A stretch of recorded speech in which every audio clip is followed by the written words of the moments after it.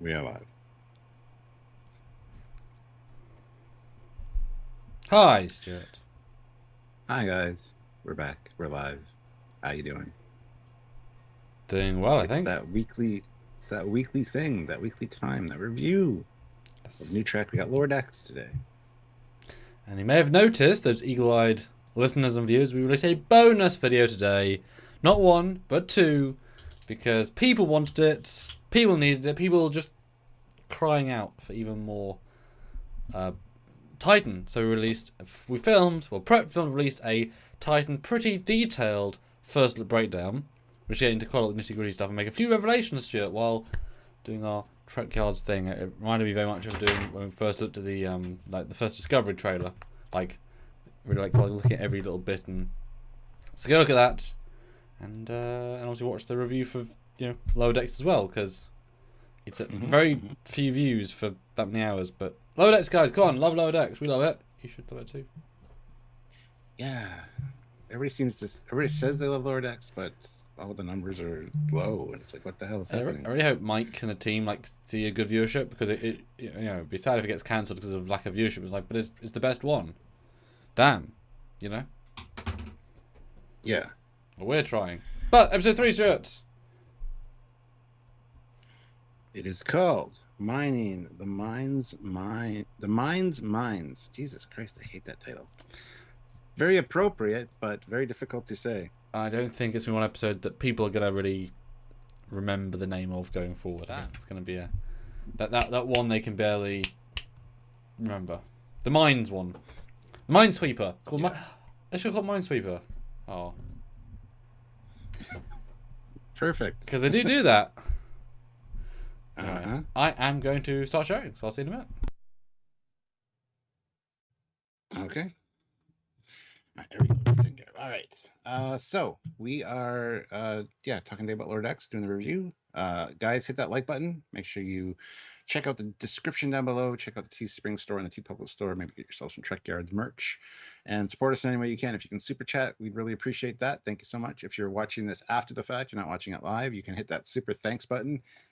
It's the same as a super chat, just we don't read it on the air, unfortunately, but it does support the channel and help us out. So if you can, please do.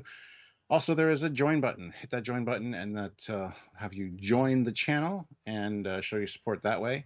Another thing we really appreciate for sure. So if you're able to, we would really appreciate that. You get a rank. You get a little thing beside your name that says how long you've been here, and it's fun. You get emojis and stuff you can throw in the chat.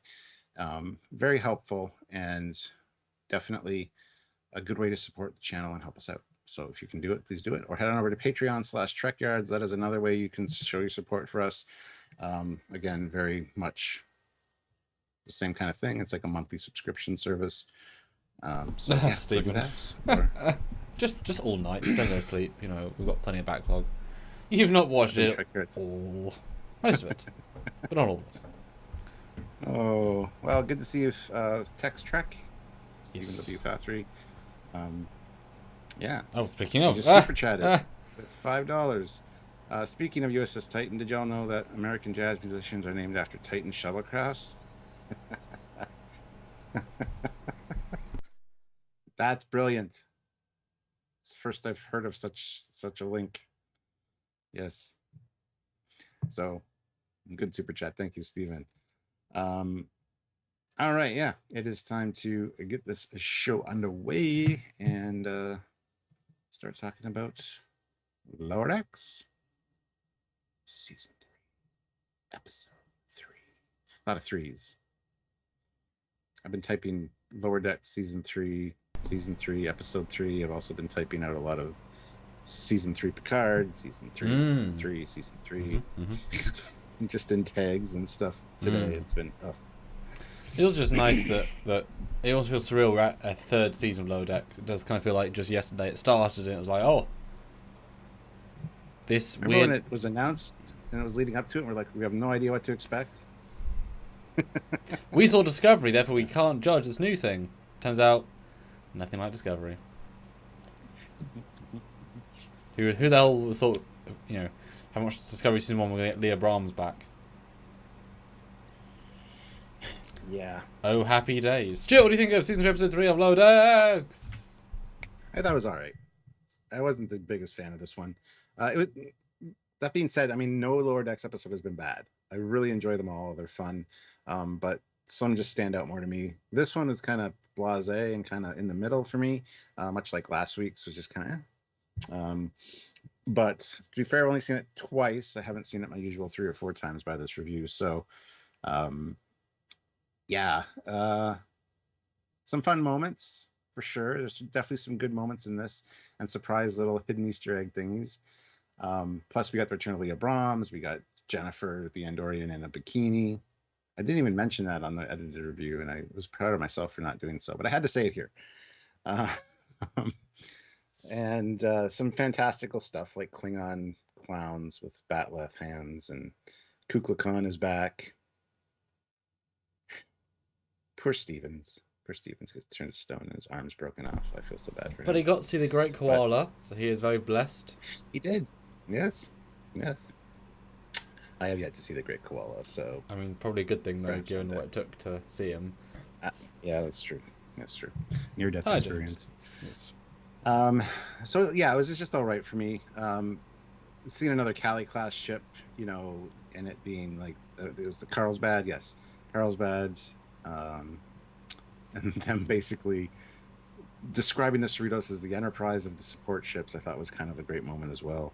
And of course, we see the hood from TNG. So we got our ship goodness in there.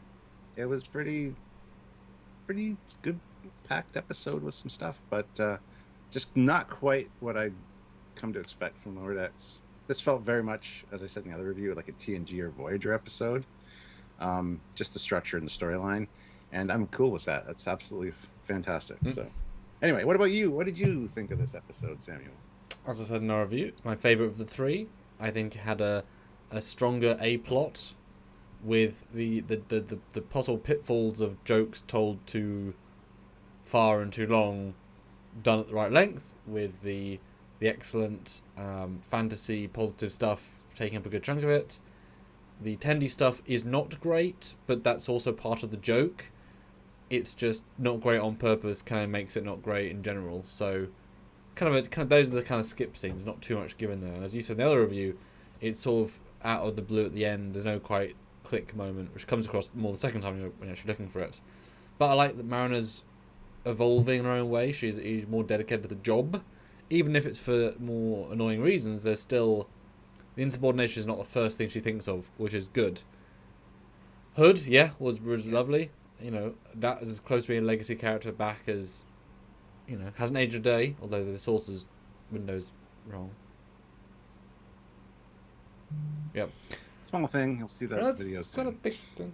But no, it's I liked it. It takes the format of what Lower Decks can be into a more fun place versus the slightly more safe second episode for me. But Mara not being as pushing against the rules, I guess, kind of limits that a little bit. But I thought it was a good balance. And, you know, either way of the reveal of everyone thinks Lower Decks on the series are, oh no, stay away from them, or oh my god, they're so cool. Either one is a good reveal. So the fact we got both in the episode is kind of funny. And yeah, I enjoyed it. It's more Lower Decks sort of vibe I want, and it's nice to see a very much like an episode of the week. You know, alien colony, well, alien planet, non-humanoid life science, silicoid life or something of the ilk, and they deal with a science problem. Turns out to be not a science problem; it's a mean problem. And I second time the payoff of well, the scientists want money to fix their base, and the rock creatures want more rocks. Yeah. Lovely get out of jail free cards adds their motivation. Because they're aliens. Their logic works in their brain. So no, I liked it. Good stuff. Yes. Should I start a poll, Stuart? There we go. See? He knew. I knew.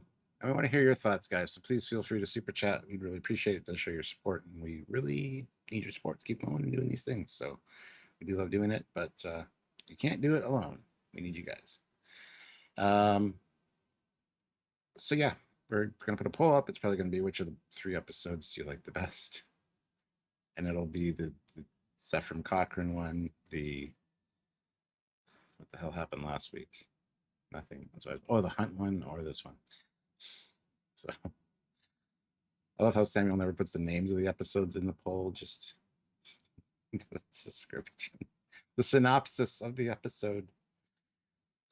Anyway, so go vote on the poll when you see it, and yeah, hopefully we'll have a good discussion, and hopefully you guys have some things to say about this episode that can generate some discussion.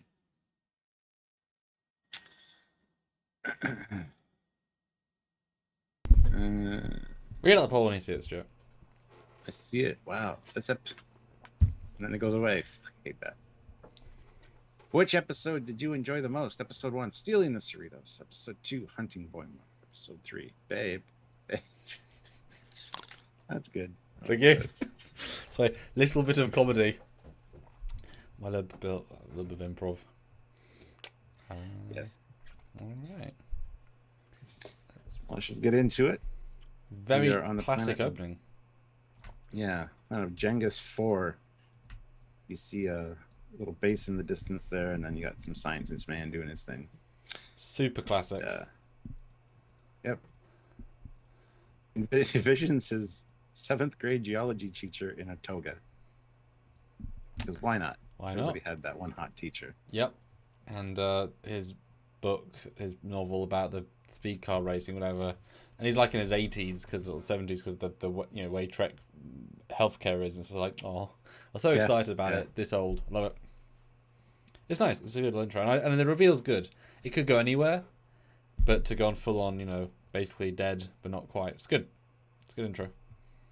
Yeah, I was worried that they're dead. Apparently, they can be revived from this, and that's not a problem. So, okay. We see the ominous. Well, we find out later it's a Scrubble. It's looking on.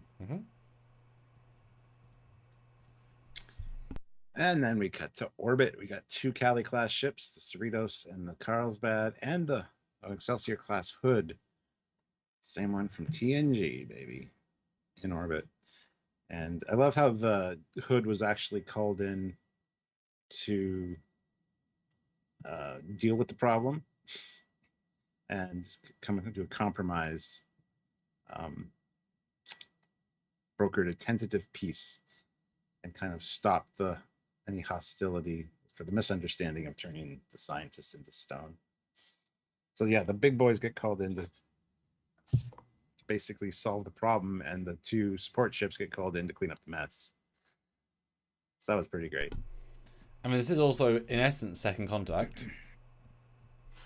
Yes. So it does make sense, and yes, some great visuals. I mean, as I say every single time, love seeing the greys.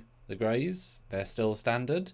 This gives us another distinct canonical point that yes, Excelsiors are still in service. Yes, they're still the unrefitted versions. Yes, the Hood is still in service. Yes, they are modern enough. Now we've got so much differentiation in uniform per where you're servicing. So you can even avoid uniforms if you're super, no one cares where you are, who you are. So the fact that we're in the modern First Contact means the Hood is still a, top 50% ship, which is all good. So it's just interesting to see the context. More liked than a Kali, even though it's much, much, much, much newer. Yeah. It was also worth noting too that the Carlsbad, the other Kali-class ship, has an extra stripe on it. Yep. It's got the blue stripes, but it's got a blue stripe around the outside of the double ring. Blue. That the Cerritos doesn't have. And the deflector's not on for some reason. Just noticed. Oh yeah. Like differently on. And also, I know it's a very small thing, but another beard in Star Trek, because facial hair is not a huge deal in Star Trek. Especially in the old Trek, you could name like 5 people just for whatever, just another beard.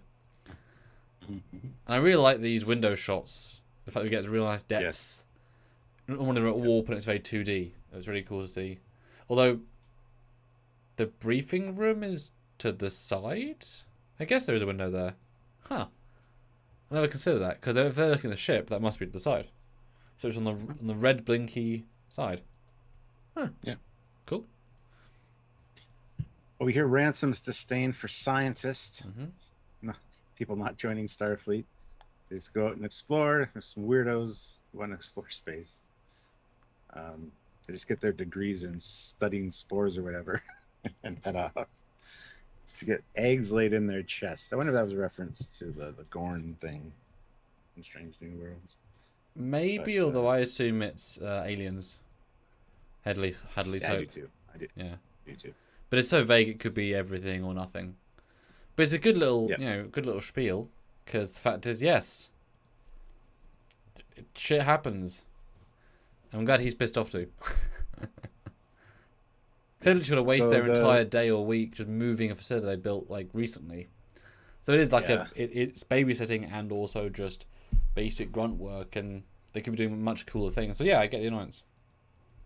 Yeah, and cleaning up the psychic minds, as he calls them here. Mm-hmm. And they're like, it turns your fantasies to life, so be careful down there. Yes. So now this would be a great time for the wear spacesuits. yeah, Because gloves work.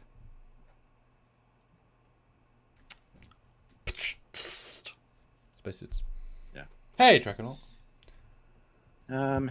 So anyway, Stevens is going to be leading the mission, and Ransom says to Mariner, just make sure you follow his orders, just like they were mine. And then Stevens goes off on the whole thing about how him and Ransom are best friends, best buds, sacred bond. Ransom's like, please don't do that. They're soulmates, Stuart. They are. Well, only one of them thinks that, I'm sure. One of them is soulmates, Stuart. And actually, we don't see Stevens really ever. This was a storyline from episode 1. And then he's been in it a couple of times, but super minimally. Always the butt of jokes. I think last time he struck out with some ladies 4 times in one episode, pretty much. So, yeah. And Tendy's not going down with them because she is studying. She's going for her senior science officer training. And she's got to go meet her. Well, she's been studying a lot, but she's got to go meet her senior officer mentor. Find out who it is. So, turns out it's Dr. Miglimo, the bird guy. Who it's funny that when you think he was the guy on stage with Tawny on the Star Trek Day. I know, right? Trying to He dressed like him. Yeah. He was wearing the same thing as the Doctor. Was he? Yeah. But even from this initial bit, I was thinking, where could they take this Tendi thing? Because she's a medical officer with huge medical interest, but she's going to science, which isn't defaultly the same interest. They're already shifting the character away just because she happens to be blue, and then command science, which is weird because she came on being the naive one. So I think they already found they're not sure what to do with the characters. They're going to try and, try something else. It's not the end of the world. It's just you sense a lack of direction from it, or at least they're delaying it at a certain point. Maybe there'll be more for in season 4, but I could tell this wasn't going to be super engaging even from this bit. The joke itself, Miglimo wasn't amazing. Like, okay. I mean, I'd rather it be someone really epic or hollow character. I think I said to you previously, it should have been, you're assigned a random hollow advisor from the hollow suite, and it's in your field, and it's like a really annoying Klingon scientist or something, like just really off, like that sort of left field on the holodeck. Oh, that would have been perfect, or this engineer, but that would have been great. Or Leah Brahms even. Actually, that would have been funny if it was Leah Brahms, and then at the end, they come up and Rutherford sees her with Leah Brahms in the holodeck, and she's like, "My 2 babes, what? Nothing." Or if that's why, like, Rutherford walks in while she's talking to Leah Brahms in the holodeck, then goes down to the planet. So Leah Brahms is fresh on his mind. But it was kind of cool that she shows up just that's who he has a fantasy about. Yes. Matthew DeFreitas throws in $2. Matthew. Is it just me or has season 3 not been as funny as seasons 1 and 2? Yes. Not as funny. It's more grounded for sure. Yeah. I want to point out too that the mess hall also has the nacelles out the window of the other ship, the Carlsbad. So it does. But okay, cool. Dr. Meglamu, he hasn't even done this before, so he's kind of following along. And Tendy's like, "Can I just take a test? Because I've done a lot of studying." He's like, "No, we're gonna do this the right way." So, I mean, I like his acting. It's just it didn't quite come together for me. At least he's so fun about it. Although you would think he's literally the guy that works with people's emotions and feelings, etc. Yeah, Yeah. yeah. Yeah. So the teams get divided up. The Carlsberg team is going to dismantle the base, and the Cerritos team is going to go take care of the fantasy rocks. Of how they're referred to as both fantasy rocks and psychic mines, both very different. Um, but anyway, there's a bit of a confusion here because Mariner's like, "Hey, if you guys want to like, trade off anything, if you get bored, we can do that." I'm like, no, we don't break the rules. We're badasses. um, which they come across as very like much better than the Cerritos team, which is funny. Um, but yeah, so they're going to dismantle the base, and our Cerritos crew is going to handle these fantasy eggs. um,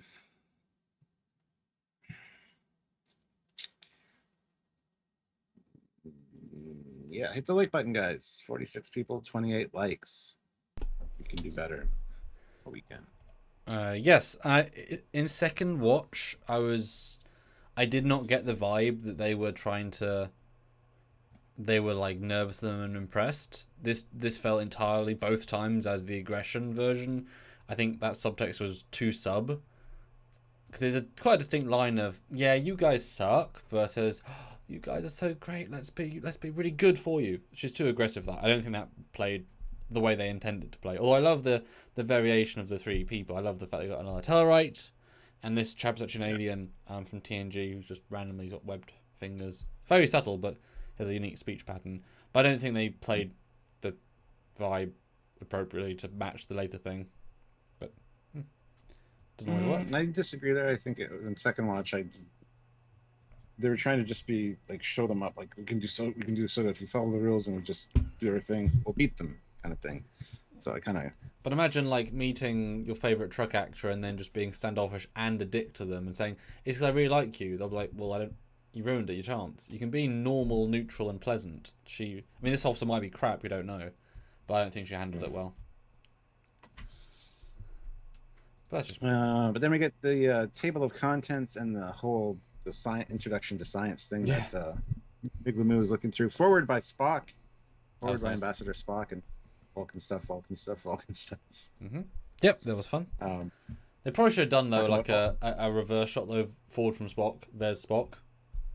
Yeah. Then it could have been old Spock animated. That'd been fun. Because they do a reverse where he's scrolling, talking about all the biologies, how there's so many in science.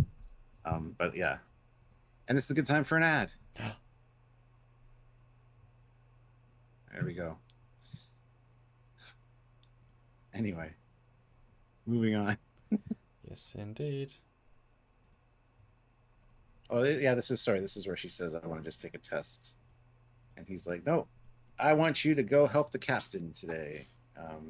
Yes, you're going to help her, and really prove that you've got the grapes to stand up to her." Mm-hmm. And he's like, "Won't that make her mad?" Absolutely, it will. Which, I mean, Spock wasn't afraid of making Kirk mad. There's some logic to his logic, which I like. Yeah. Maybe just the location wasn't very interesting as well. I don't know. Something about it. But yeah, go annoy the captain is what he ordered. I mean, she can't get in trouble for that, really, because if she said, it's part of my training, and he told me to. Like, she almost could do it with impunity, you know? Mm-hmm. If part of the test is to be annoying, well, that's part of the test. So, yes. But back down on the planet, they are putting these eggs into a container. And I just noticed that Steven's just sitting down on his iPad. He's not even doing anything. I assume he's off doing something important. He's just not doing it. Because the command officers don't do, they see. They tell to do. Yes. But then we get Rutherford's fantasy, the first one we see, and it is of Leah Brahms. The actual Leah Brahms in her original uniform or costume. Yeah. They probably should set the rules a bit clearer, though, because the previous guy, I thought in the intro, touched the thing, they're deliberately not touching these things. But if it doesn't need, if touching it isn't the catalyst, then why even bother using the gloves and the spatula thing? I didn't get why. I thought he was gonna, fall into it or something. But they don't need to be in contact. I don't know. The rules weren't quite set up. Otherwise, they should all be affected. That's true. That is Small thing, but it just feels redundant. And they're being so careful if it doesn't matter anyway. And Leah keeps appearing. It's not as if they're making mistakes. Yeah. Like they're doing a fine job. But yes, Leah Brahms, the sexiest warp field generalist specialist extraordinaire in the galaxy.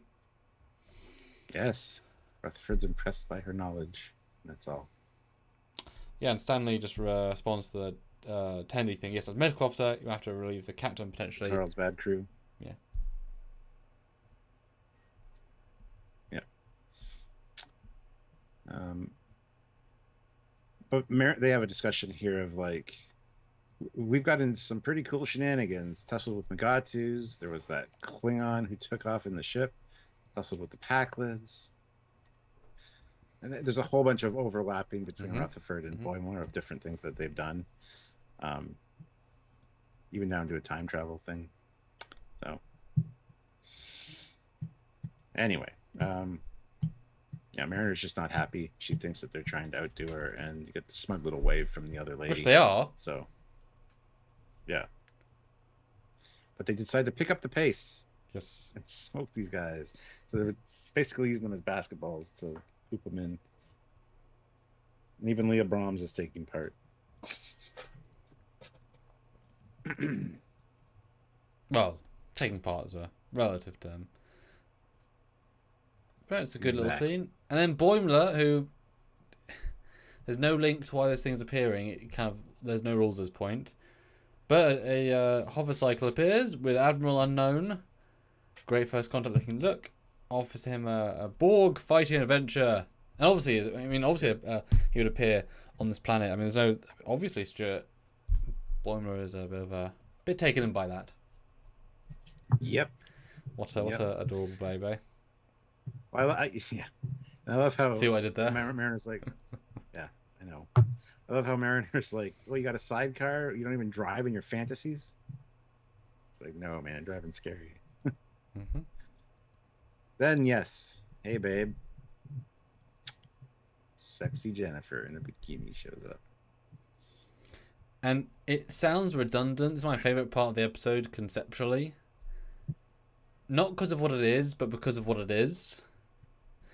Which is the huge evolution of the character. Because season 1, they had an annoyance with each other. Season 2, you could get vibes, and that's hard from a cartoon.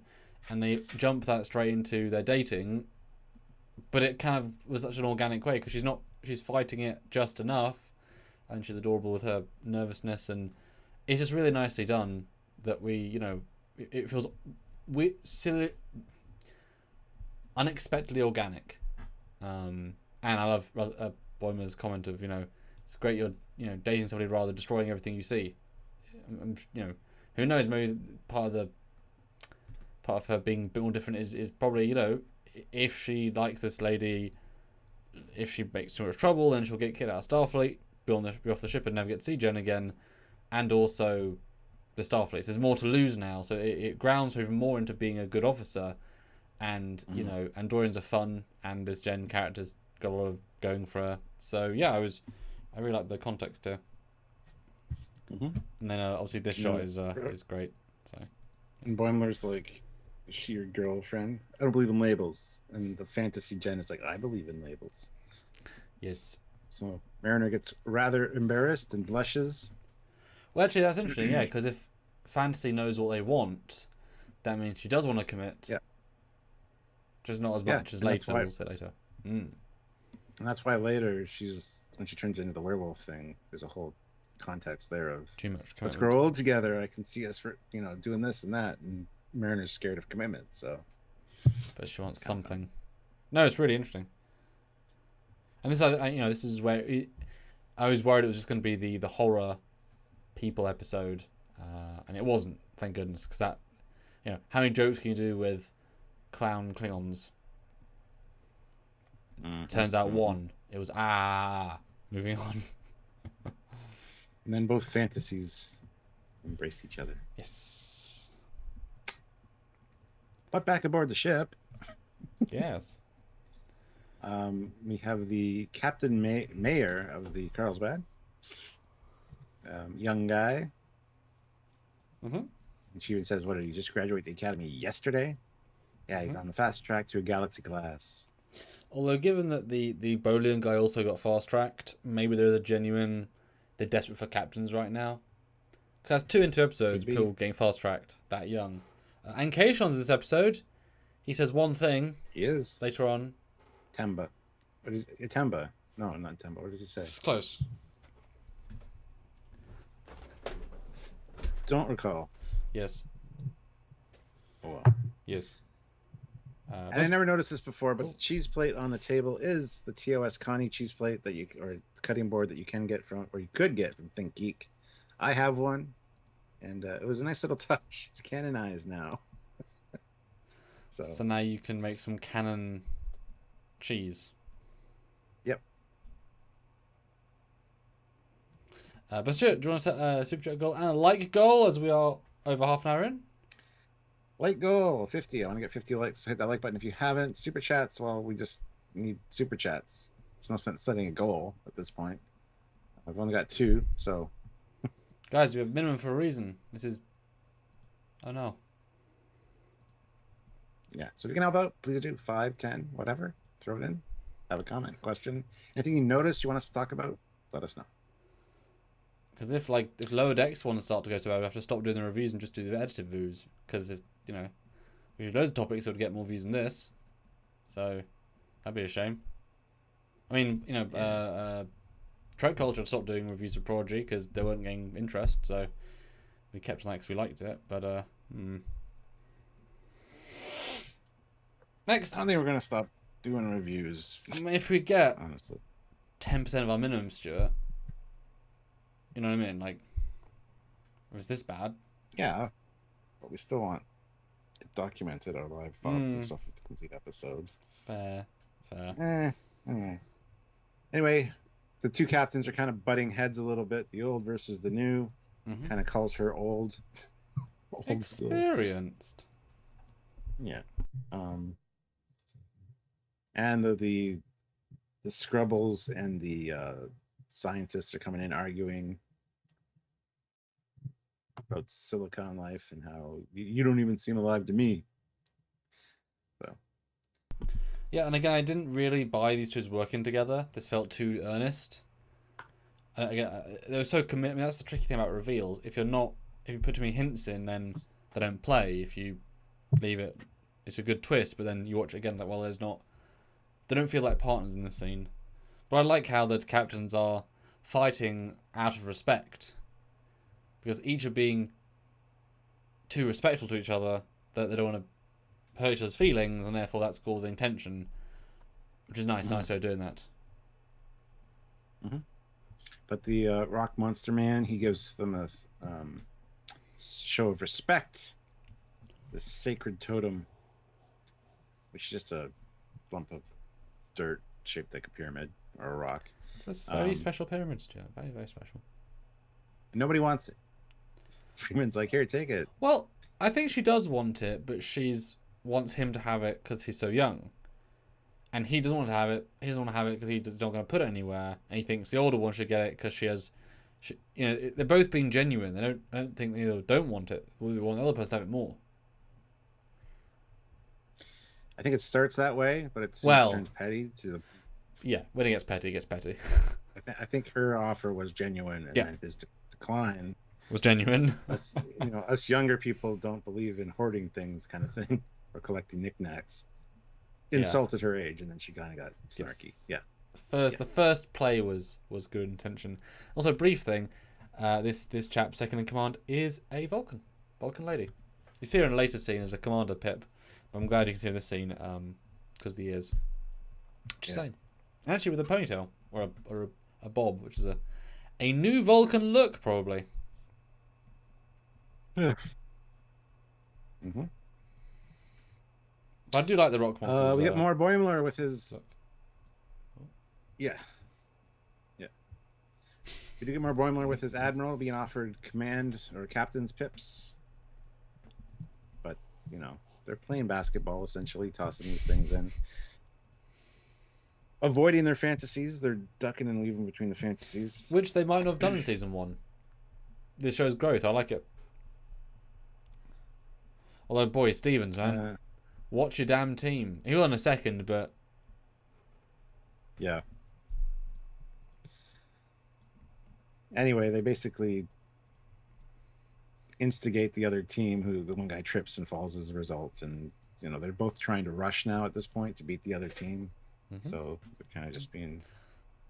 Although they've now realised that the fantasies aren't that impressive and they can avoid them, so the risk factor has gone down significantly from a maybe dangerous to it's fine. It's fine. Do you want to ask and answer Gorgonzo's question? What would our ready rooms look like? I've got one upstairs. You see it all the time in my videos, man. It would be full of ships. Would I have a fish tank? No. Yeah, I wouldn't have a fish tank. I did do a ready room for the Horizon, but it's not my ready room. It was Chris's and Nim's. So, but I put Halo Warthog, and I did finish it with some stuff. I noticed that. Yeah, and I actually had a guy rebuild my Canon 5D Mark II DSLR as a 3D model, so I could include that because that was such a big part of my my build up life. So that was yeah, had a compass as well, and fun stuff. Matt says, but Leah Brahms. I can't blame Rutherford at all. It's a good episode of TNG. I'll say that. 2 episodes. Well, very different episodes. So let's keep the second one. Stevens gets annoyed. You can't just dunk them like basketballs. And then she basically says, well, they're calling Ransom an ineffectual leader. Oh. Someone say he's a joke, and he's got a weak core. Bullshit, Stuart. Bullshit. He's got the strongest core in the fleet. We gotta get your dad to read some of the Stevens lines. That'd be hilarious. Just saying. I've got a Lonex costume for him, pre-bought. Yeah. Anyway, he starts helping out and absolutely fumbles everything and knocks them all over, and they break open. It's like, oh well, hey, what happens if these things break? I don't know. What's the worst that could happen? Watch out, giant ham sandwich incoming. But apparently that means Kukulkan, Khan, which is from an animated Star Trek the Animated Series episode, and Ancient Mayan Gods. So very cool to have that return. And it does touch him when he turns to stone. So I think that is the rule. If you touch them, that's when it happens. Nobody else has touched their fantasies yet. That's why the Admiral was offering Boromir the captain's pips. You take them and turn to stone. Anyway, poor Stevens gets bitten by Kukulkan Khan. He's holding on with in his mouth, and he turns to stone and falls and his arms break off.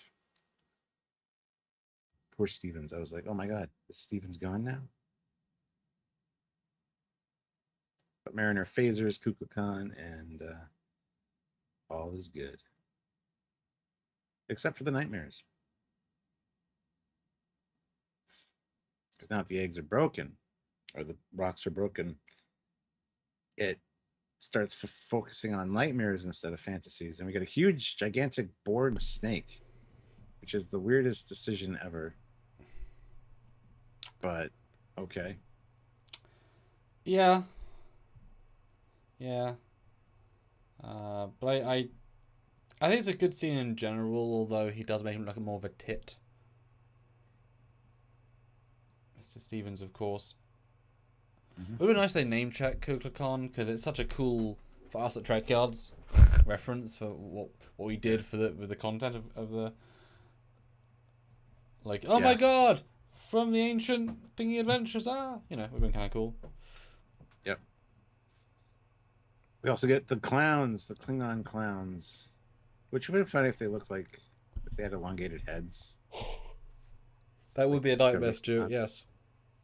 So they're basically calling the Discovery Klingons clowns. Anyway.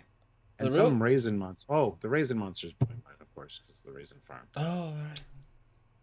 Yeah. Yeah, I was gonna ask. Okay, cool.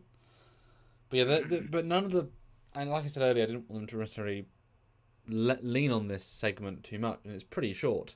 But they all feel very ineffectual, and a Borg snake isn't achieving a thing. It would have been actually better for me if the Borg snake had been last to appear, and assimilated the other creatures, and made nightmare versions of the nightmare versions. You know what I mean? Like Yeah. escalating, because then they could have had Leah Brahms as a Borg, Jen as a Borg. Like that would have been a really like, wow, this thing's got life of its own. That that would have been quite scary, I think, especially if they'd thrown more positive hallucinations in, and then, like I say, assimilate them all. That'd been pretty dynamic, actually.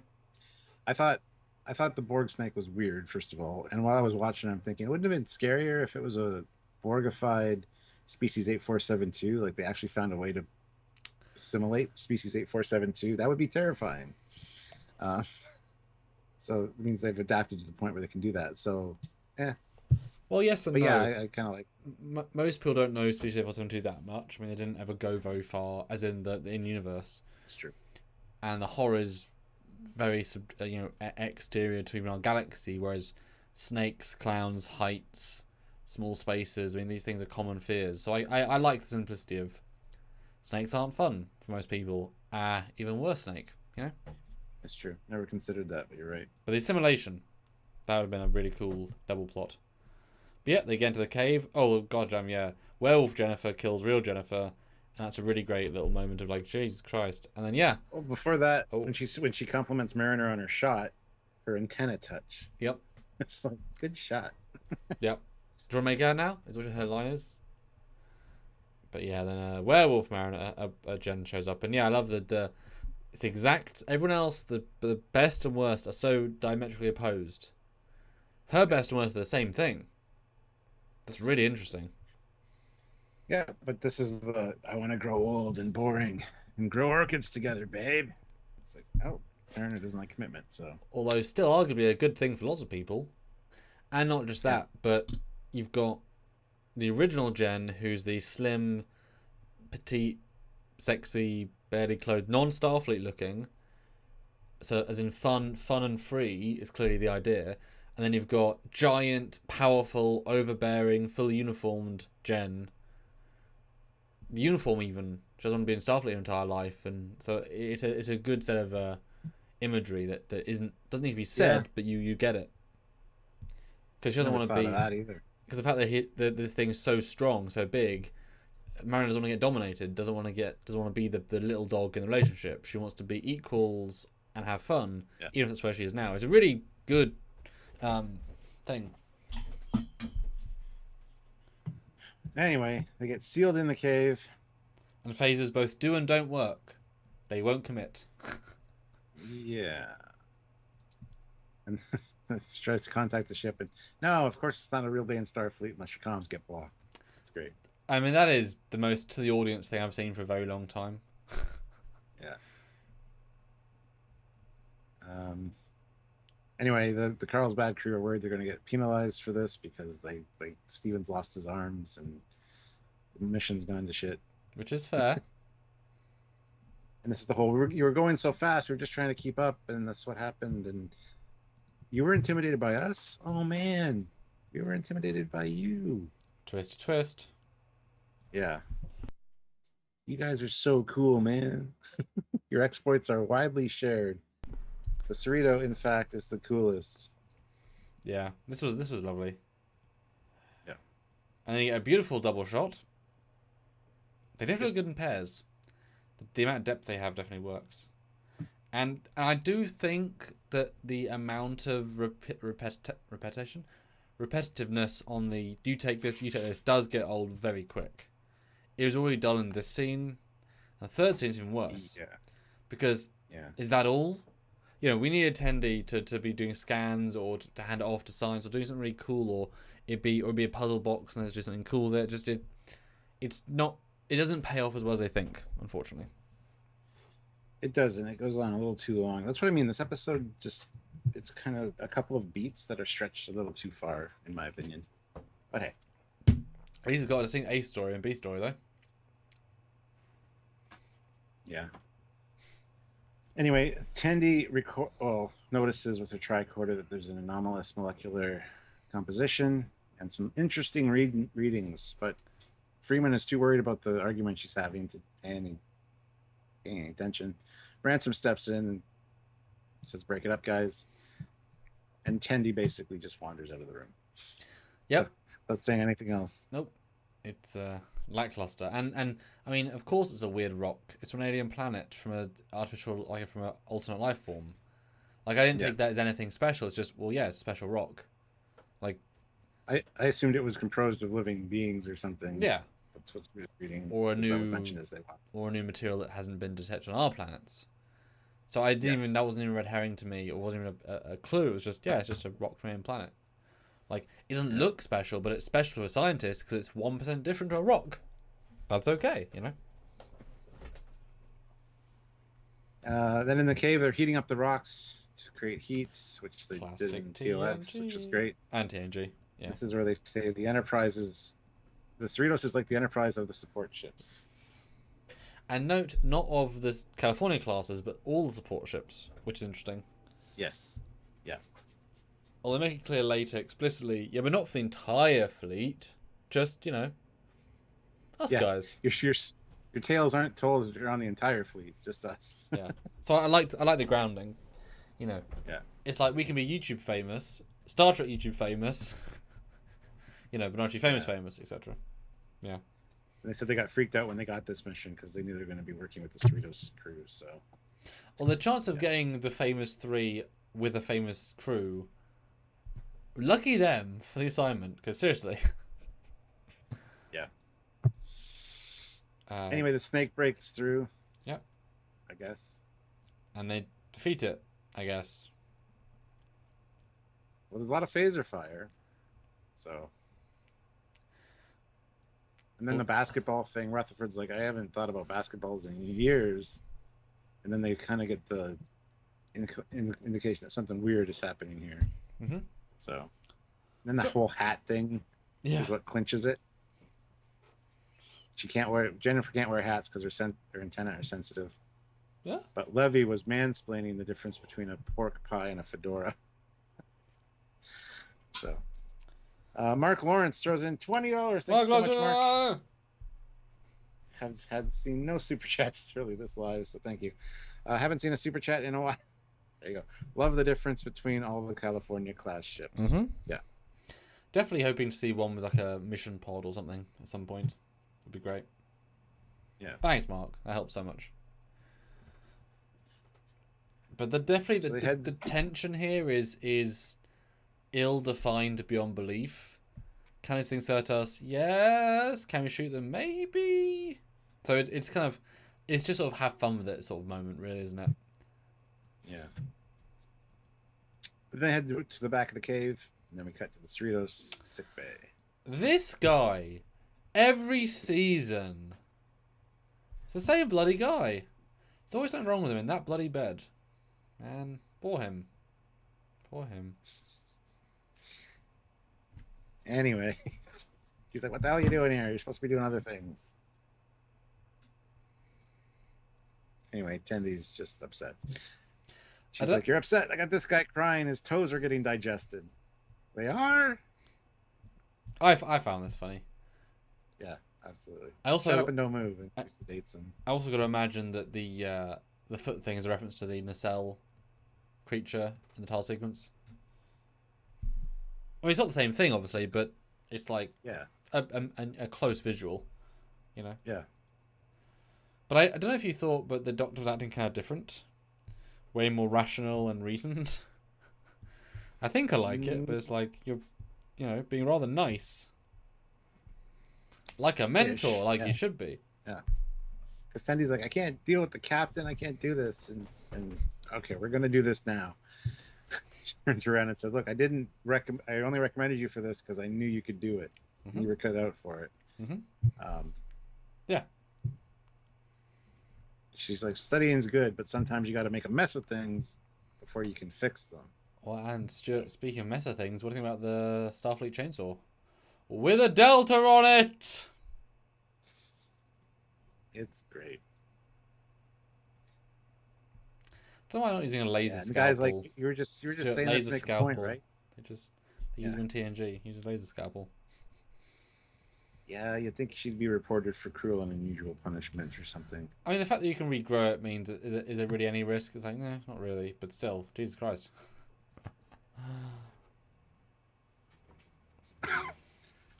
Stanley says, this bit was very Rick and Morty vibes. Yeah. Some of it was, yeah. There's a little bit of... but with Klingons, sort of.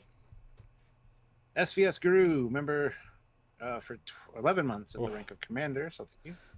Hunky Werewolf Jen and the Andorian. Ow! Jen's raised in my books this week. Yeah. Now, I don't know why that random jump scare was there, because they cut away from it so quick it felt like just cut those 10 seconds. The cave bug? Yeah. I assumed, again, watching this the first time based on fears and stuff, I assumed that all of a sudden they're going to be swarmed by bugs. Sure. Or a larger bug. Yep. As a result. Nope. It's I do like Rutherford's light, though. Yeah, that's good. Perfect to have a light.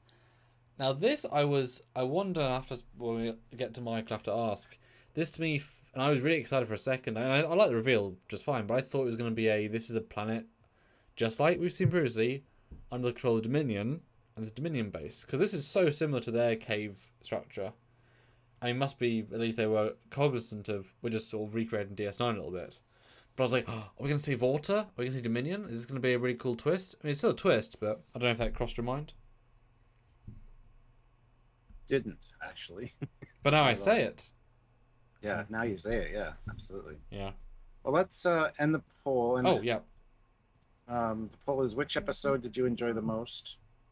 Episode 1, Stealing the Cerritos. Episode 2, Hunting Boimler. Episode 3, Babe Babe. The winner is episode 1, Stealing the Cerritos, at 57%. Okay. Second place is this episode with 34%. Okay. And last week was only 9%.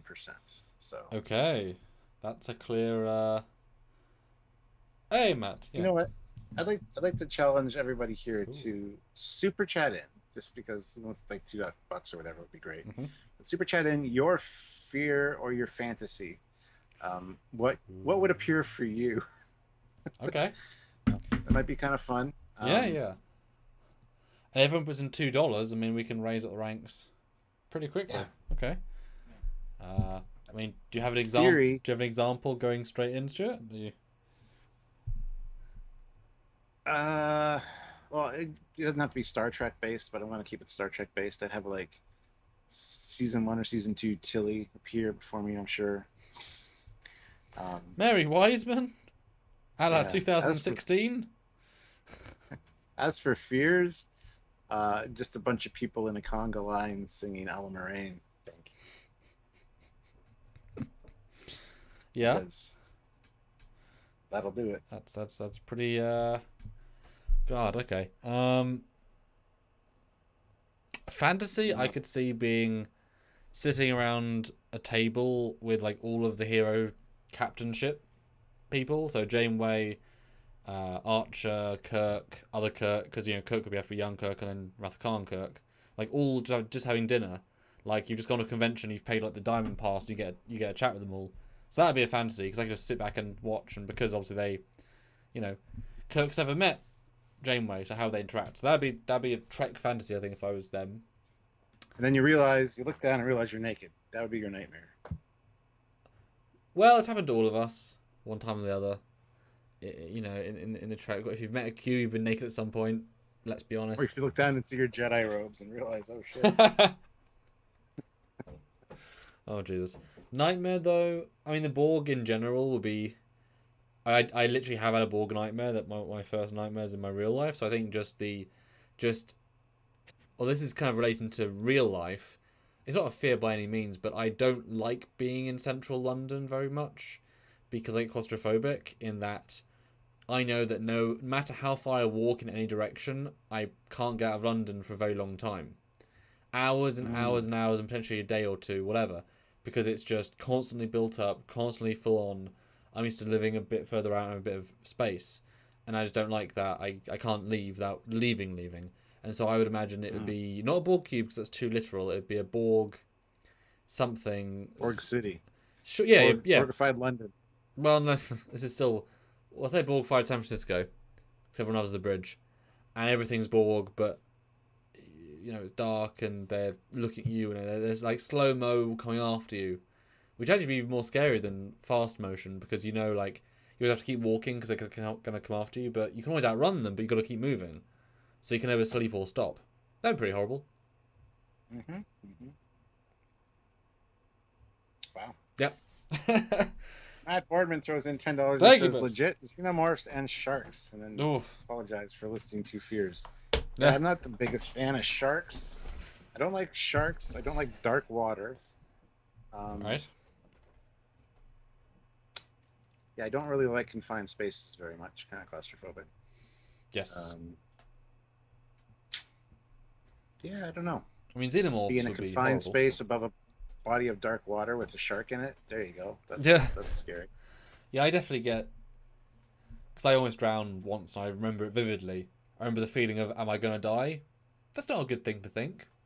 So no, I've thought that a few times. So. Yeah, and then time goes slow-mo. It's like, yeah. Am I going to... Anyway. So whenever I'm on a bridge looking down below water, I get scared because, scared's variable levels of scared, but on a pier, I can't swim still because I can't get past that mental block. So if I'm so far in a sea on a pier that I know I will die if I get pushed over, I don't like looking down because I know I will die. So that's a fair fear, I think. Yeah. Yeah.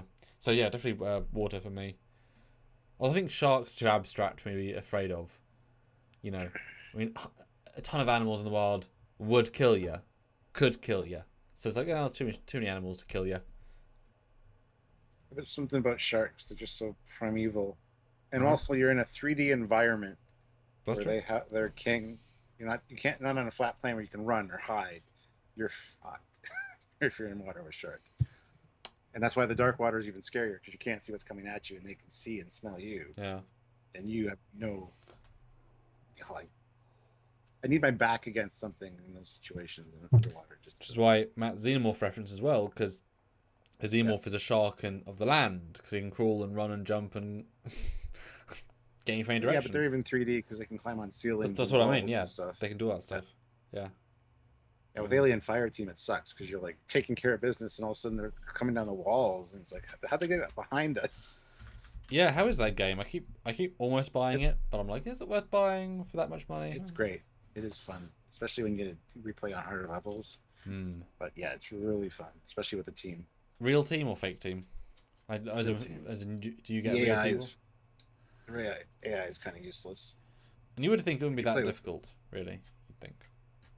Oh, it is. There's swarms and swarms. No, I mean to get AI that are usable.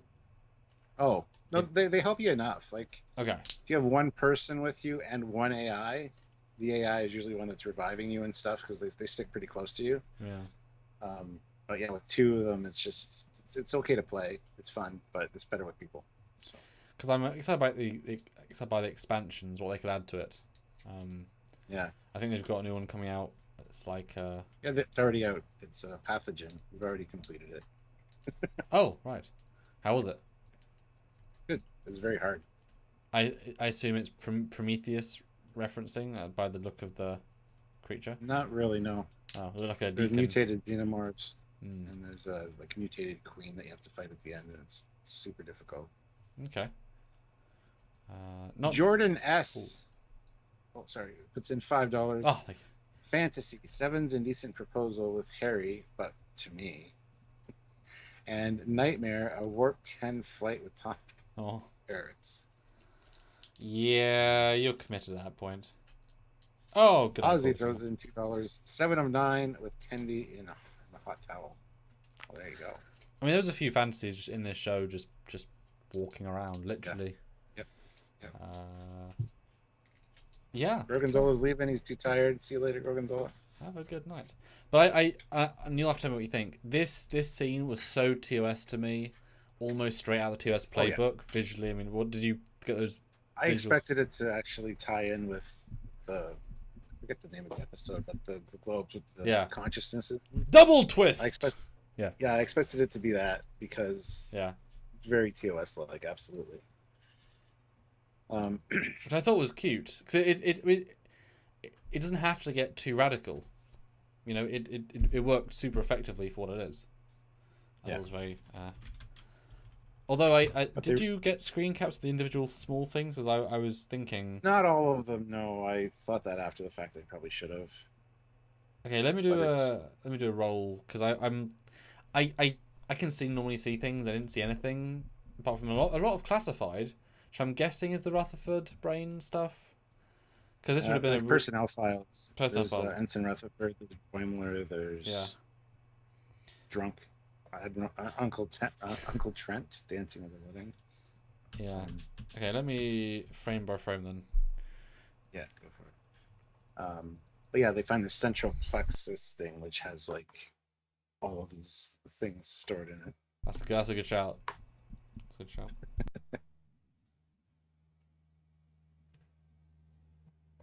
And they show it like a few times, the flashing stuff, but yeah, there are a lot of personnel files, And a classified lot of things. a wall, a door with circles like 2001. That repeated visual a lot. I'm one of I don't know if you got it open, but one of the very first visuals, it's like in a door frame. I'm assuming this is maybe again. I'm assuming this is all Rutherford stuff because that would be interesting. Maybe this is a lab he was in, and there's like hollow emitters, like a Section 301 lab. Because they're not going to not put a hint in here. It's scanning their brains, and this is a very very specific visual that gives off 2001 iconography, and it's only ominous. I mean, that much red. It almost Yeah. looks like the AI from season 2, or at least a version of it, but it's more distinct than that than just, you know, and also Yeah, it's hard to classified. say. It could be some kind of interrogation room or something. Yeah, yeah. But why have that many classifieds? Who the hell knows classifieds to then show classifieds? You know? Yeah, no kidding. It's like on the wall when they find out that it's Starfleet tech. There's a thing of both captains, the Carlsbad captain and Yeah. Captain Freeman, Oh, because they're the personnel files. it's taking their brainwaves, isn't it? Yeah. So, Huh. but yeah, they find out that basically here that there's Starfleet tech. So they find out the scientists and the Scrubbles are working together and stealing people's memories and thoughts for information and just storing it all. But Well, the spillover and the side effect is these fantasies of showing themselves. you know what my mum always said, Stuart? No, Never trust a scrubble. no. What she always said was, Samuel, scrub the sink, and you just misheard it. I don't listen to my mum. Apparently, according to your joke. SBS Guru 2000 throws in €10. Thank you so much. You think we'll see live action Boimler on the Titan in Picard season 3? No. Also, is his real hair color? Is this his real hair color? Or what is his real hair color? Since we know he dyes his hair, that'd be funny if there was a flash of Boimler with like red hair. Or Yes. Or like just long, like a quick flash. or like Yeah. long blonde, beautiful hair, like mane of Yeah. hair, and he's like, nope, short hair, purple. It's like, oh. You didn't see that, did you? See what? Okay, good. And then, but Rutherford's got in his eye scan, so he Yeah. No, that's fun. Benedict Lopez throws in €2. Thank you, and says good night.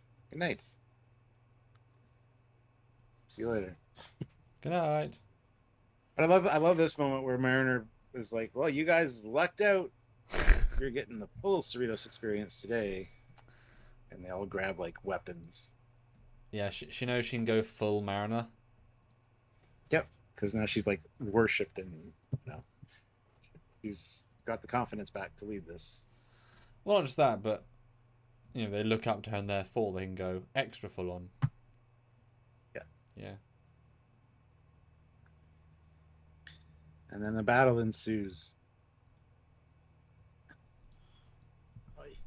Yeah, I mean, I love again, the there's no great stakes monster. here, so I don't really. The brazen monster. I don't think the fight's great, but I absolutely adore the double combat joke.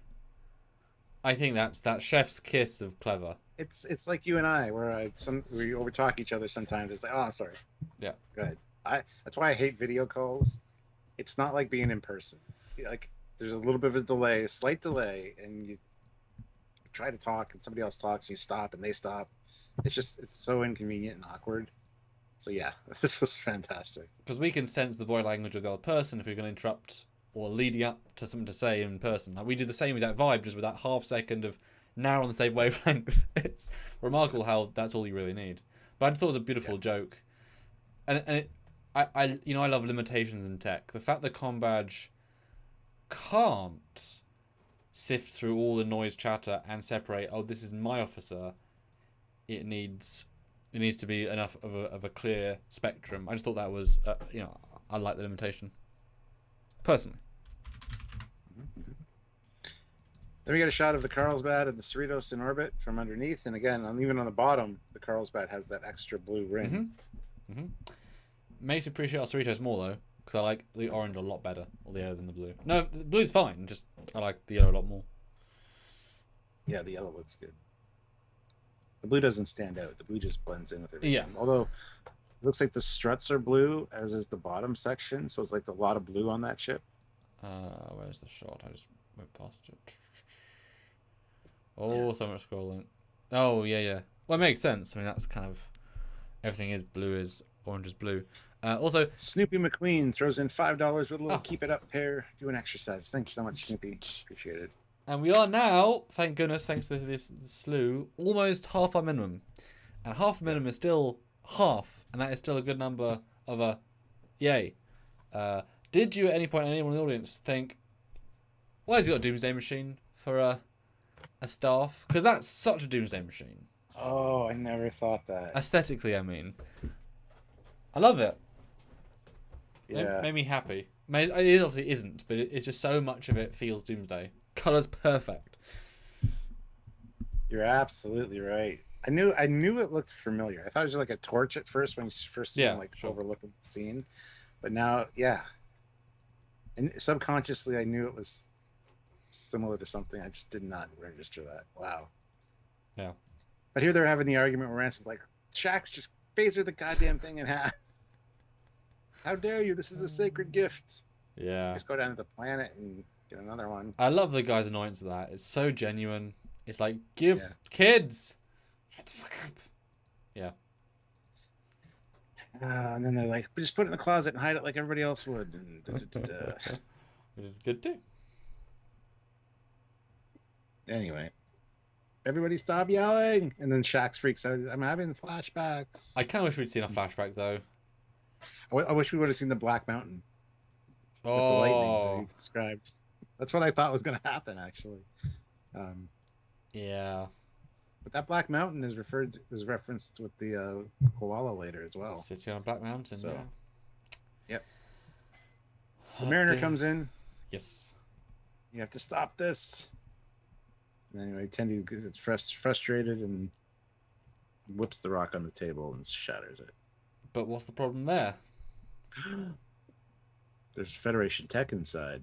Looked like a lock. Looked like a padlock, but it's actually a spy device.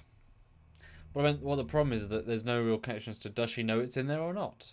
There's no point when she learns it, and she breaks it before she hears them explain that they're evil. So she has.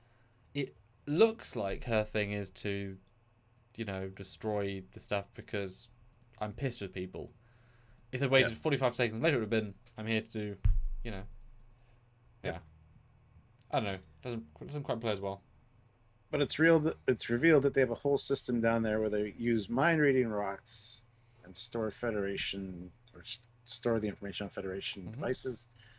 And the plan was that they're both going to sell this on the black market, all this information. But I'm thinking, how much goddamn information do support Calicraft ships have? They like top secret communications, deployments. It's like, really? You guys are giving yourselves too much credit.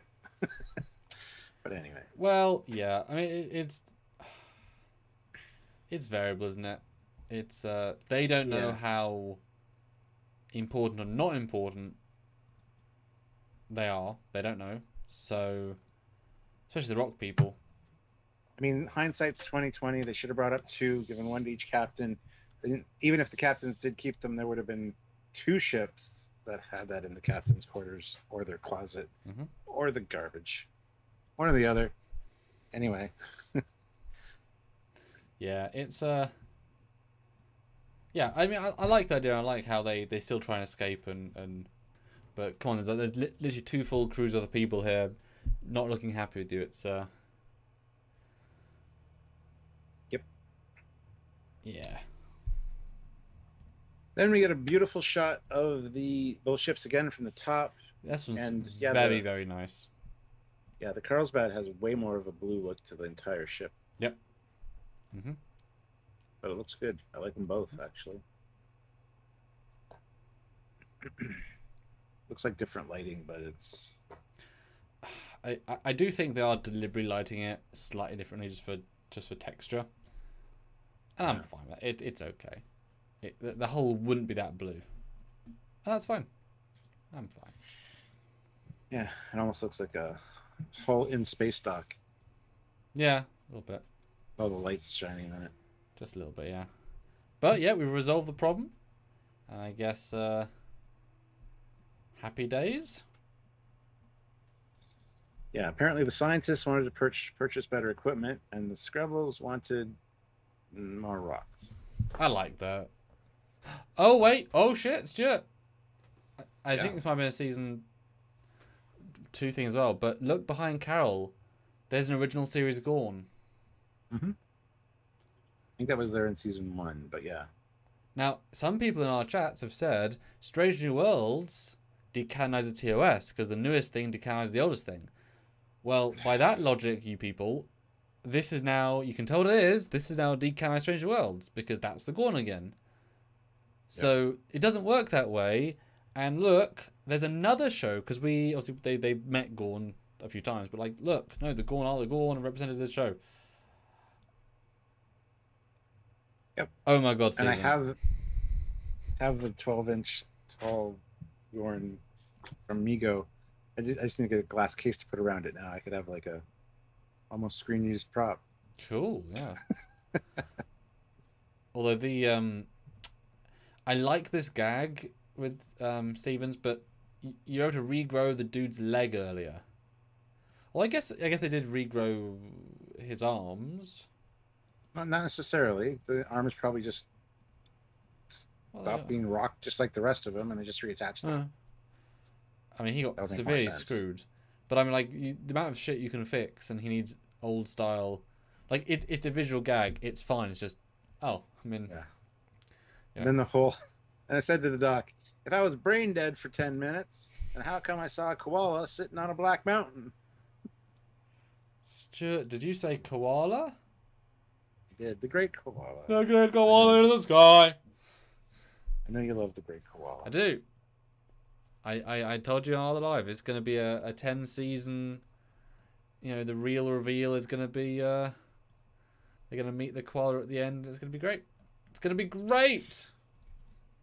SVS Guru 2000 throws in 20 euros. Thank you so much. Ah, Got us over the halfway mark, so thank you so much. thank you.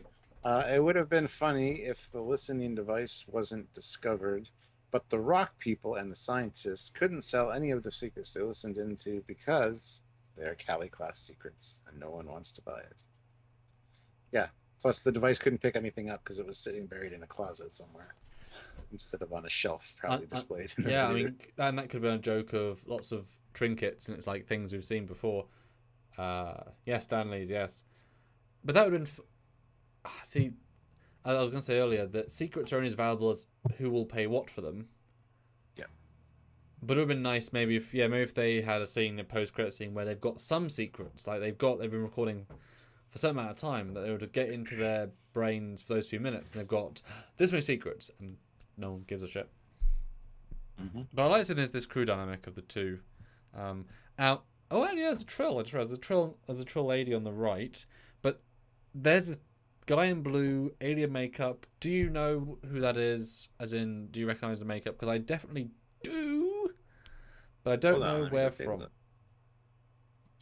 You back the I hell feel up. like definitely is. Your face was covering him.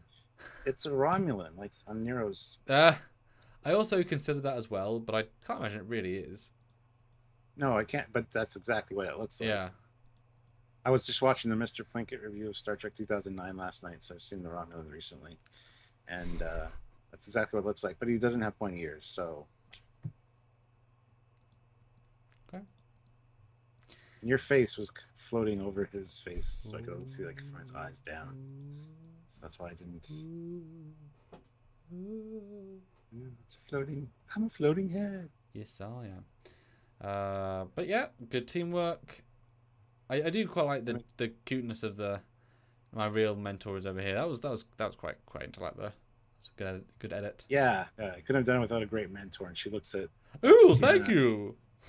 Yeah, Nicola like, yeah, thank you, Tendy. You're totally right. And yeah, his me, yeah. and to a lesser extent, but also worth noting, Tendy. What a dickhead! That's great. That's very. I like that a lot. That's fun. Then we get the captain's makeup. You know, you impress the hell out of me and whatever, and then cut the thing in half. Yeah. But I bigger half myself. Yeah, that's fun.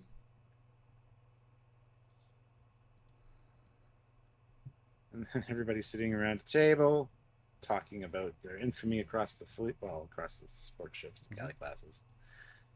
Rutherford's a genius with crazy implant powers. Tendy's a ray of sunshine. Mariner's badass. The only thing people get wrong is Boimler. It's like, let me guess, they think I'm taller. I know, man. In the story, you're described as a tiny comedic robot that always gets into trouble. He's R2-D2 is what he is. Well, I kind of took it as I think they actually had this. They had the flying square robot as the Ferengi's helper in Prodigy. Yes, they did. So that is a thing that exists around this time, give or take. I wish there was a better joke, though. I wish it'd been. I don't know what the joke could have been. It wasn't quite as funny. I liked all theirs. And then to him be like, "I'm people, guys. Tell people I'm people." It's like, oh man, that's such a sad thing to say. Keep telling him that he's a hovering cube. Oh, it's a very light, gentle ending to an odd but fun episode. Yeah. That's the end. Nice pan away of the ships in orbit. They look great. And that's the end of the episode. It is. What do you all think? Yeah, how do people talk to us? How do people let us know their thoughts now? What's the rules on this? Say that again. I had to scratch my ear. What's the rules on people putting things in? How are they going to tell us what they think? This is where it's time to judge it, grade it, be a teacher, mark this paper. What are you going to give it out of 10? Super chat in with your scores. I will read those super chat scores after we give our final reviews and numbers. And then if you just put your score in the regular chat, Samuel will read those. But more super chats would be appreciated. We need at least, if possible, another $80 to hit our minimum. So Patrick helped out with that one. I'll get to that in a second, Patrick. That's not a score, so I will read it before we give our final reviews. But super chat in. I would love to get another $80 if possible. So anything you guys can offer up, we would really appreciate. So Patrick puts in €10. Very much appreciated. Thank you. Joined a little late, but enjoyed this episode. Good season so far. Love they fixed the navigational lights. Great to see the team improves the show every season. We have an episode coming out about that. Yes, we do. Because it might have been because of us. Or not. We don't actually know. But it might have been. Fairly confident it might have been. SBS Guru 2000 throws in €10. What if Shax eventually ended up with Geordie-style visor because Tiana accidentally scratches his remaining eye out during one of their mating sessions? Damn, that's dark. All things are possible in love and Yeah. yes. Hold on 1 second. But yeah, I really want to know you guys' scores. Really want to know. Although, we didn't actually finish the poll. Oops. Didn't finish the poll. Okay, oops. But yeah, no, let us know the scores. I don't know what I'm going to put yet. Stuart doesn't know either. We'll do a final closing. Yeah. Only $70 away from our minimum. That is fantastic. We're getting close. Or 25 will be almost there, like a good line. So awesome. And guys, do check out our editor review because we have different thoughts. It's very much our first reaction thoughts, and helping spread the word of our Titan A breakdown today would be fantastic. We're hoping that's going to go big for us. We could do with one of those. So already at 73 comments. Please, comment. How many views is it at right now? 1,653. And it was released at 3-ish hours ago. Yeah, not bad. Yeah. All right, guys. So yes, closing thoughts, Stuart. And do you think any different now? I've truly analysed, dissected it. Do you not appreciate it any more for its humour, etc.? Nope. Matter of fact, it makes it seem way more. Just 1, 2, 3 notes. There's not much to this, unfortunately, for me. It's basically just a squabble between two captains that's very petty, and some nightmares that aren't really that terrifying or dangerous, and a weird little conspiracy. There's not a lot here. There's not a lot to talk about, in my opinion. So, unfortunately, my opinion stands. This is kind of lackluster and middle of the road for me for a Lower Decks episode. Kind of on par with the last episode that we saw, episode 2. And yeah, I'm hoping for more later for sure. But that being said, there were some good moments. We got Leia Brahms back, which is awesome. We got Kukulkan, Jen in a bikini, and then later as a werewolf. So a lot of little things. And I got to say that TOS Think Geek cutting board was hilarious. I didn't even notice that the first time. So nice little call out. That is canonized now, and I have one on my wall, so I'm super happy about that. So more of Stuart's house gets canonized every day. This is true. It's true. Thank you, Mike McMahon. No, this.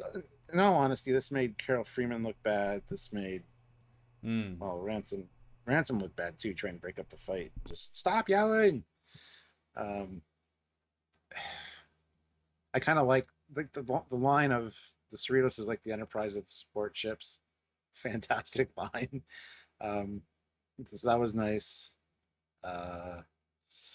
Seeing another Cerritos or another Cali class was great. Carlsbad was cool. But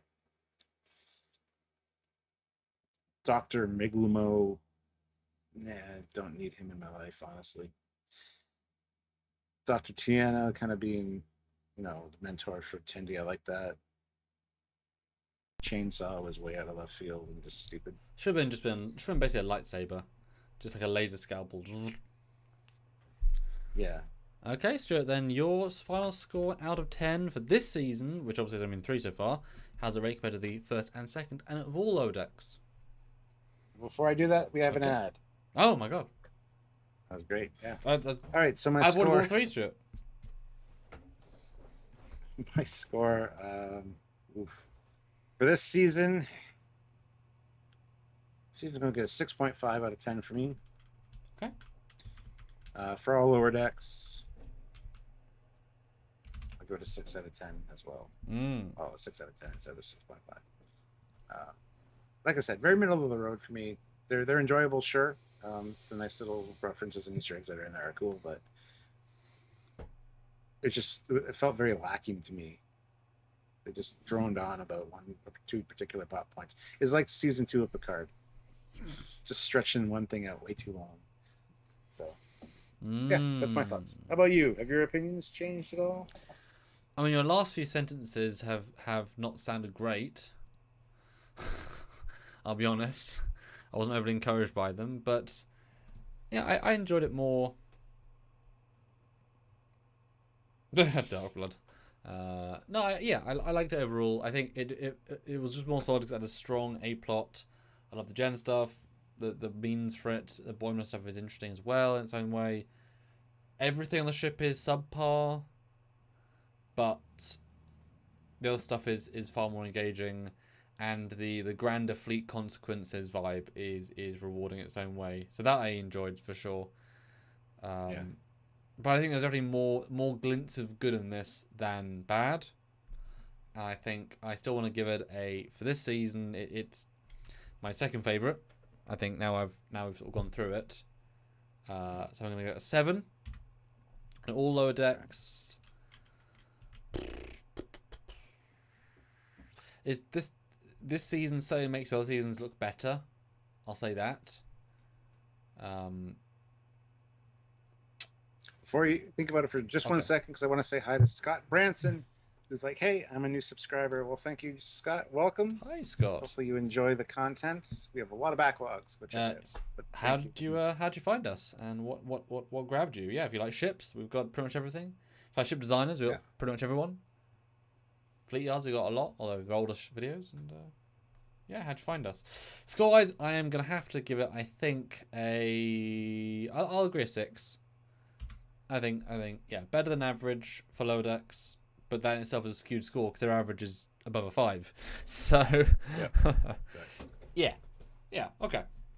okay, interesting.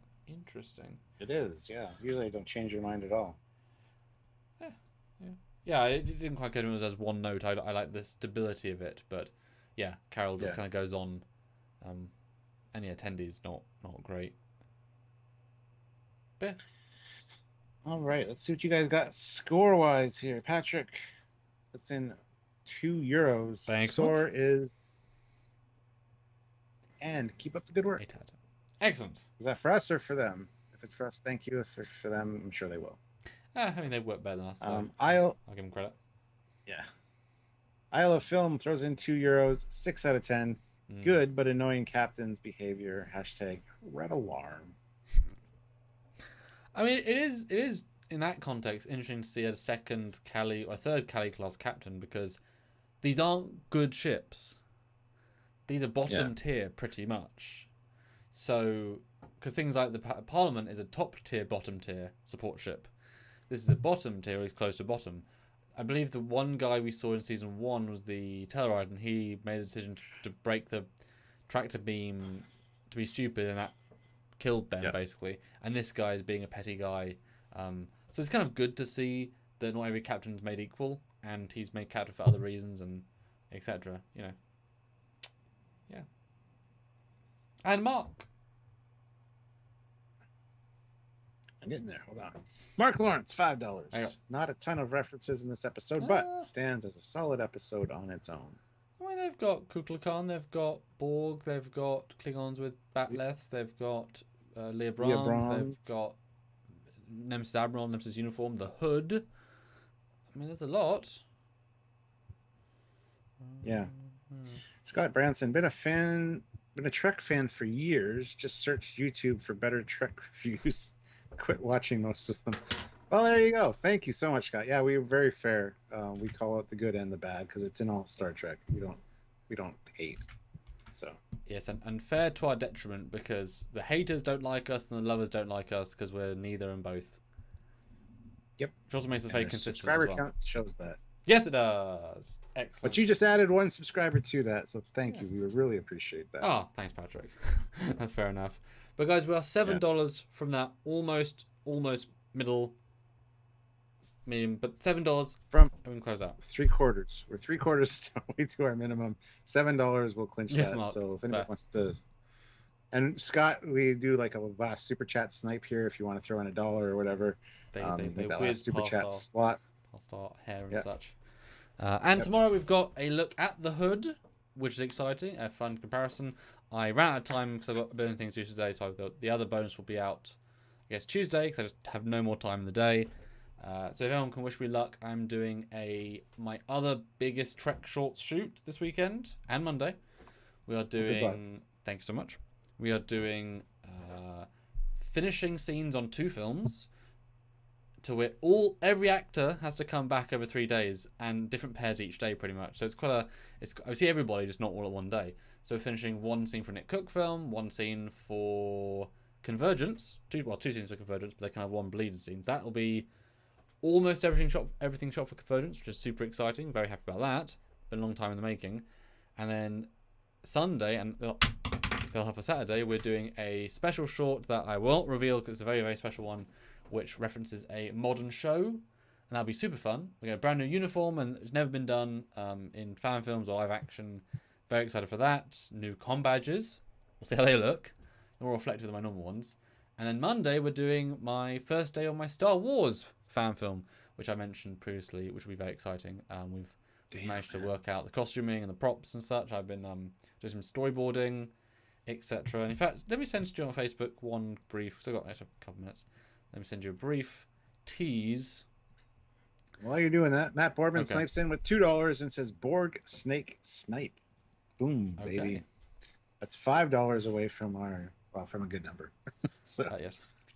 So let me send you this. This is a establishing. This is a cheeky shot, but it's a shot that it will be out of focus. It's focusing on our two heroes in this big broad scene where two of the people in the foreground will be CG moving, and then I'll be the middle one, as you know. And this is a way of having an epic scene in this special location. And there'll be real people in front, kind of make a little crowd. Not a huge crowd, but some crowd. And a little bit ambitious for me, I'll say, but I had to do lighting reference, so I kind of had to build bit and test. There you go. So both our actors will be Facebook, and both of our foreground actors will be whispering to each other while the people in the background doing things. Yeah. My CG prevers. Ooh. What do you think? Excellent use of those models, gotta say, and the background. I like that. Yeah. Yeah, that's very good. Very good. Really helps though, because they are being lit from you can tell where. Yeah. It's great. Yeah, thank you. Good job. It won't look that good, like it'll look whole different when you put real CG people in it, like real composites, but we'll see. Patrick says, question for the community. Which part of the fan film? So, I think you mean the big one. So, we're making more films, which is more ships, which means a much bigger poster. So, when I stop shooting them, which isn't that far away, then I can actually finish the poster. But the one that we prevised, way more ships now. There's loads more ships, which is great. It'll be a really incredible, wow, visual. But I didn't want to make one and then not include everything. So, it'll be bigger, cooler. We have got a lot of sign stuff now. In fact, I'm going to get him to sign some stuff tomorrow. We have loads of Convergent stuff, and there's quite a lot of perks downstairs. But I want to wait until everything's shot, and then I can say, right, that's done. Perks. Yeah. So that's my plan. Matt Boardman snipes in with $5 and says Borg Snake say resistance is futile. Sure, that's not Gorn. Fortified Gorn. No, they go or clicks, whatever they do. Stupid stuff. I don't know. Total impression. So cool. that hit that goal we were looking for, so that's It awesome. did. Amazing. Cool. Well, we will see. You'll see us tomorrow.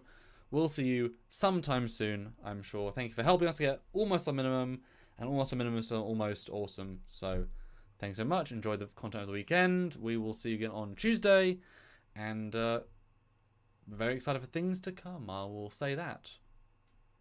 Indeed. Ooh, Mark Lawrence, $5. Any chance in the future that we could get a posters of Lower Deck ships signed by Mike and the cast? Yes, there's a possibility of that in the future. Yes. I mean, the cast is variable. They actually have to go to a convention for that. Yes. I mean, I would love one, which tells you I would like to get one, but they've stopped doing UK conventions now of that ilk, and I don't think a normal convention is going to bring the Lower Decks cast. So I have to be like, we go to a place. But I would love one. And certainly Mike is possible, for sure. If Tawny's in... I mean, I could... If I go to one and like I can get the prints printed out. But mm-hmm. We have a S3E3, so... Yeah, definitely... Scott. Yeah. Scott Branson says, do you guys have any women who review Star Trek? Well, we have Samuel. It's close. No, we don't have another co-host or I anything. know. I think he means women YouTubers. Do you know of any? Oh. Just gender. No other ones really come to mind. There's a few on the Trek culture because channel. it's not really a lucrative thing to do. Yeah.